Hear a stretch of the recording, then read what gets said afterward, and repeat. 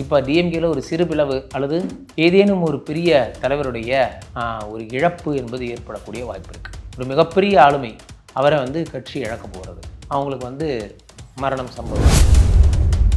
சீக்கிரமே இபிஎஸ் அவர்கள் பொதுச் செயலாளர் அவர்கள் சசிகலா அவர்களை ஏற்றுக்கொள்வார்கள்.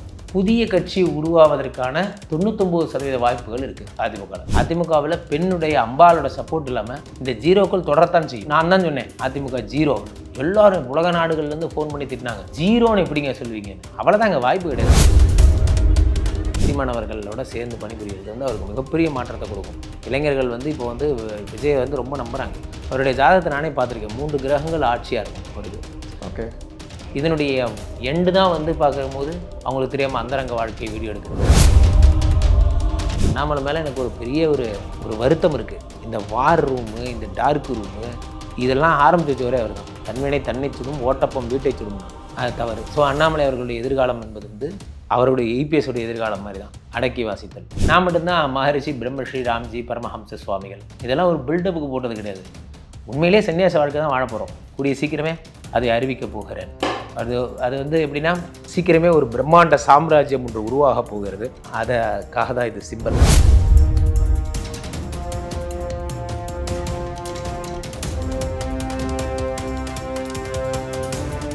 ரியல் ஒன் நேயர்களுக்கு வணக்கம்.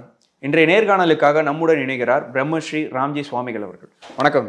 வணக்கம். வணக்கம். ஆதித்யாய சோமாய மங்களாய புதாய குரு சுக்ர சனிப்பியச்ச ராகவே கேதவே நமஹ. உலகெங்கும் இருக்கும் என் ரசிகர்கள் அனைவருக்கும் வணக்கம். எப்படி இருக்கீங்க சார்? நல்லா இருக்கேன்.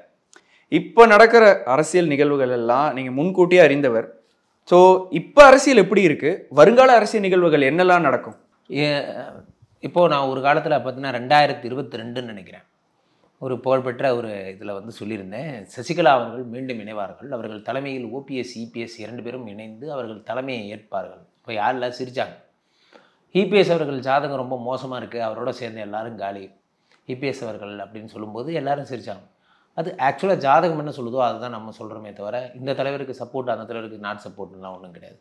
சமீபத்திய எலெக்ஷனில் கூட பார்த்திங்கன்னா சீமானண்ணா அடுத்த 2வது பெரிய கட்சியாக அறியப்படுவார்னு நான் 2023 டிசம்பர்லேயே சொல்லியிருந்தேன்.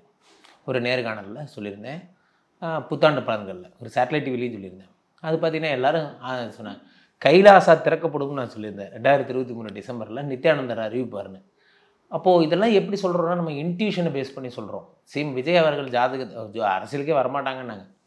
நான் ஒருத்தர் ரொம்ப கஷ்டப்பட்டு இல்லை விஜய் அவர்கள் கண்டிப்பாக வருவாங்க, அதே மாதிரி சீமானனோட இணைந்து பணிபுரிவாங்கன்னு. அப்போ இவங்க 2 பேர் பேச்சுவார்த்தை போயின்னு இருக்குங்கிற மாதிரிலாம்.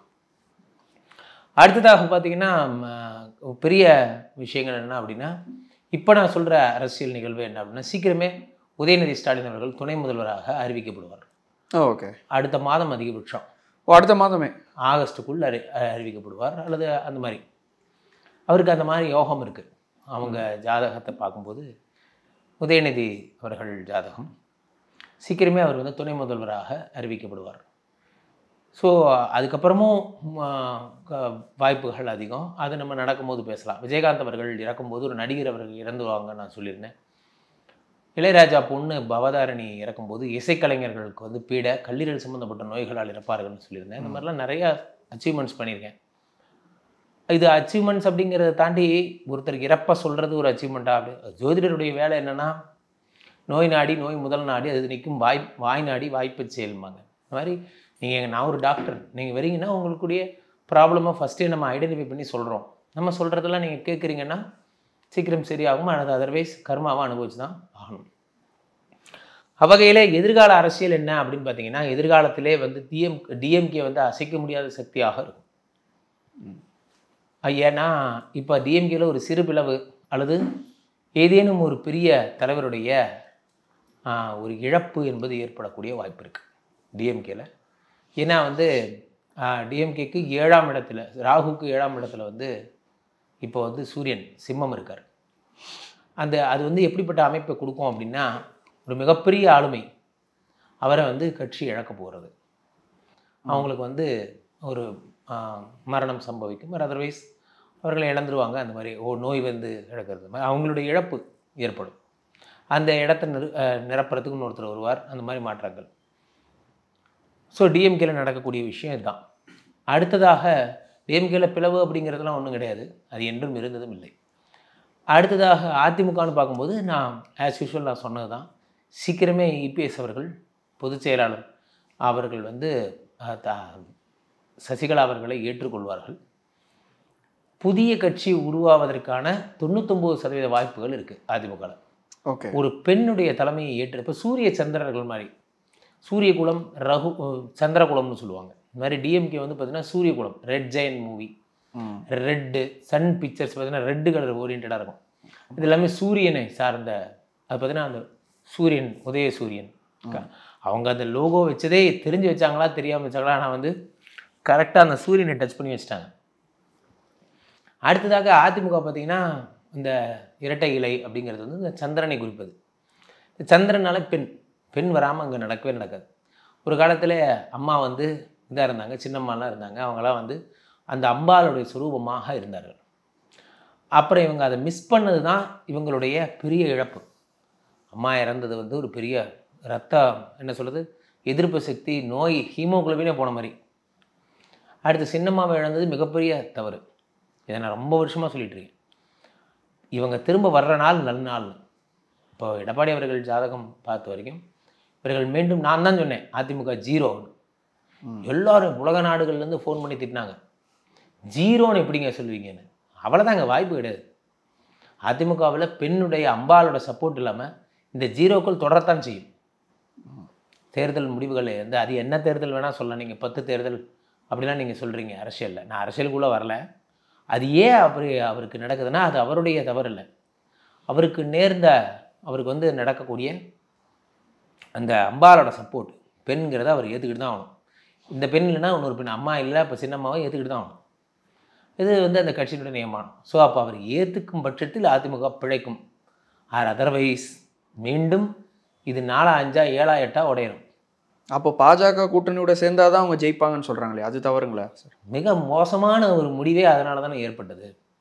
இது ரெண்டுமே புரட்சி இயக்கங்கள். சூரிய சந்திரர்கள் யாரையும் சாராதவர்கள். சந்திரன் வந்து சூரியனை சார்ந்தவன். அப்படிங்கும்போது சந்திரன் வந்து இப்போனா ஒரு பெண்ணை சார்ந்தவன், ஒரு அதனுடைய வெளிச்சத்தில் சார்ந்தவன். ஆனால் சூரியன் தனிப்பட்டவன். அது மாதிரி அதிமுக ஒரு பெண்ணுடைய, நான் வந்து இன்டர்னலாக தான் சொல்கிறேன்.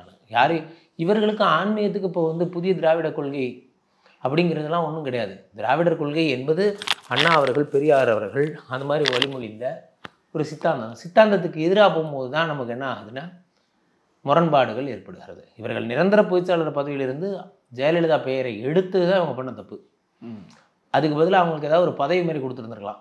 எங்களுடைய இதே தெய்வம் அல்லது வந்து கட்சியை காக்கும் தேவி அப்படின்னு அவங்க வந்து போஸ்டிங்னு இல்லாமல் ஷரத்தில் பேர் வர்ற மாதிரியாவது வச்சுருந்துருக்கலாம். சுத்தமாக வைப் அவுட் பண்ணது வந்து எடப்பாடி அவர்களுடைய சாதனை, அது கட்சியினுடைய வேதனை.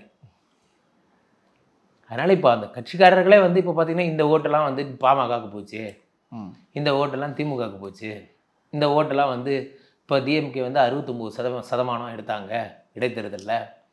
இதெல்லாம் என்ன பெருமையா? நம்மளுடைய கட்சிக்காரங்க நம்மளோட ஓட்டர்ஸ் வந்து நம்மளை தேடி பார்க்குறாங்க, எங்கே இருக்கீங்கன்னு, எங்கேயுமே காணோம். அப்படின்னா எனக்கு வர்றதெல்லாம் இன்னொருத்தனுக்கு போகுது அப்படின்னால் அது என்னுடைய வீழ்ச்சி இல்லையா? அதை அவர் ரெக்டிஃபை பண்ணணும். எடப்பாடி அவர்களுக்கு நேரம் சரியில்லைன்னு ரொம்ப நாளாக சொல்லிட்டு இருக்கேன். அவரை ரெக்டிஃபை பண்ணுறதுக்கு ஒன்றும் பண்ண தேவையில்லை. ஜஸ்ட்டு ஒன்றுக்குள்ளே ஒன்று, எல்லாம் அங்காளி பங்காளி தானே, எல்லாம் ஒன்றுக்குள்ளே ஒன்று சேர்த்துக்கலாமே. இன்னுமா சண்டை? அவ்வளோதான். அப்போ சின்னம்மா கூட சேர்ந்தா உங்களுக்கு வாய்ப்பு சேர்ந்தால் வாழலாம், பிழைக்கலாம். ஓகே. அதர்வைஸ் அதிமுக இன்னும் 4, 5 நான் பார்த்தேன். நேற்று கூட ஒரு வீடியோவில் பார்த்தேன், திமுக அப்படின்னு ஒரு புதுசாக ஒன்று ஆரம்பிக்க போகிறேன். அதான் சொன்னேன், இன்னும் 7, 8 உடையும். ஏற்கனவே அமமுகன்னு உடஞ்சிது, அப்புறம் ஓபிஎஸ் தனியாக ஒரு கட்சி ஆரம்பித்து உடஞ்சிது, இன்னும் இப்படியே போயிட்டே இருக்கும். ஒரு பெரிய ஒரு விஷயம் வந்து உடச்சி சின்ன சின்ன துகள்களாக மாறுது. ஒரு பெரிய மலையை வந்து உடச்சி மடுவாக்கிட்டு இருக்காங்க. அது தன்னுடைய காலத்தில் நடப்பதை எண்ணி எடப்பாடி அவர்களால் வருந்த வேண்டும். அதை சரி பண்ணணும். சரியான தலைவனா ஈகோ வரும்போது தான் பிரச்சனையாக வருது. அவருடைய ஜாதகம் ரொம்ப சரியில்லை, ஓகே விட்டுருங்க. கட்சி எப்படி இருக்குன்னு தான் பார்க்கணும்.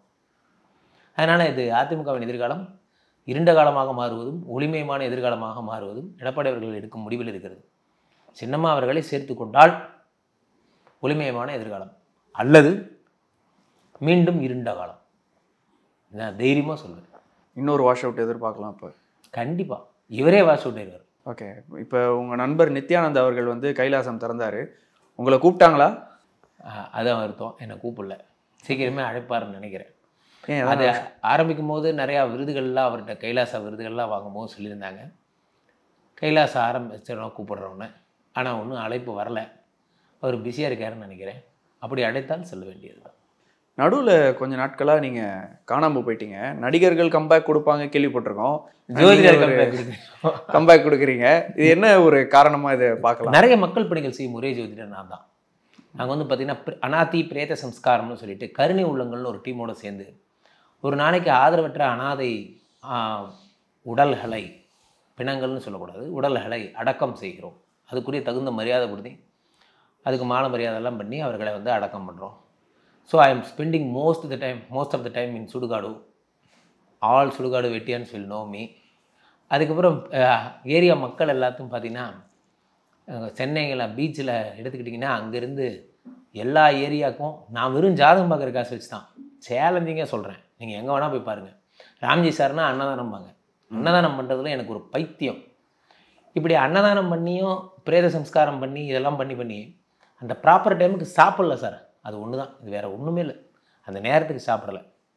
அதனுடைய விளைவு என்ன ஆகிடுது அப்படின்னு பார்த்தீங்கன்னா நீண்ட ஓய்வும் உறக்கமும் தேவைப்பட்டது. அதேமாதிரி கொஞ்சம் எல்லா சன்னியாசிகளையும், இவர்கள் சன்னியாசிகள் யாரும் கிடையாது. மற்ற ஜோதிடர்கள்லாம் பார்த்திங்கன்னா ஒரு ஜோதிடர் அவ்வளோதான். நான் மட்டும்தான் மகரிஷி பிரம்மஸ்ரீ ராம்ஜி பரமஹம்ச சுவாமிகள். இதெல்லாம் ஒரு பில்டப்புக்கு போட்டது கிடையாது. உண்மையிலே சன்னியாச வாழ்க்கை தான் வாழ போகிறோம். கூடிய சீக்கிரமே அதை அறிவிக்க போகிறேன். அது வந்து எப்படின்னா பற்றற்ற நிலையை தேடி தான் என்னுடைய பயணம். மக்களுக்கு பயன்படுறது தான் பயணம். ஆனால் இங்கே இருக்கிறவங்க ஜோதிடத்தை ஒரு கலையாக கற்றுண்டு அந்த கலை மூலிமா மக்களுக்கு நன்மை செய்யணும்னு இவங்க நினைக்கிறாங்க. நான் அந்த கலை மூலிமா சம்பாதிச்சு அந்த காசை வச்சு ரியல் மக்கள் தொண்டு செய்யணும், கையை தொட்டு வேலை செய்யணும், அன்னதானம் போடணும். கையை தொட்டு அன்னதானம் போடுறதுல ஒரு கிறுக்கு. அதில் நான் ரொம்ப சந்தோஷப்படுறேன். அதில் நான் கொஞ்சம் பிஸியாக இருந்தேன். சீக்கிரமே ஒரு பிரம்மாண்ட சாம்ராஜ்யம் ஒன்று உருவாக போகிறது. அதுக்காக தான் இது சிம்பிள். அதை நான் அடுத்த மாதமே ஓரிரு மாதங்களில் அறிவிப்பேன். நித்யானந்தர் கொடுக்குற பில்டப் அளவுக்கு எனக்கு பில்டப் பண்ண எனக்கு என்ன பணமும் இல்லை, அதுக்கான இதுவும் இல்லை. பட் ஆனால் ஏழை பங்காளர்கள் ஒரு நாளைக்கு 10,000 பேர் சாப்பிடக்கூடிய ஒரு அமைப்பை ஏற்படுத்துவேன் அப்படிங்கிறதுல எனக்கு உறுதியாக இருக்குது. அதற்காக போராடி கொண்டிருக்கிறேன். எனக்கு ஆசையெல்லாம் மக்கள் எல்லாம் மகிழ்ச்சியுடன் இருக்கணும், ஏற்றத்தாழ்வுகள் இல்லாமல் இருக்கணும். நவரத்தினக்கல்ல போட்டவன் ஒரு மாதிரி, நவரத்தினக்கல்ல போடாதவன் ஒருத்தன், அந்த மாதிரியான விஷயங்கள் எல்லாம் மக்களிடையே மூட நம்பிக்கைகள் களையப்பட வேண்டும். இவ்வளோ பேசுகிறீங்க, கையில் கருங்காலி குச்சி வச்சுருக்கீங்க, என்ன பண்ணுறது? இப்போது வேல்வேல் முருகா வெற்றிவேல் முருகான்னு என் மனைவி வாங்கிட்டு வந்து இதுதான் கும்பிட்டுட்டு இருக்கா.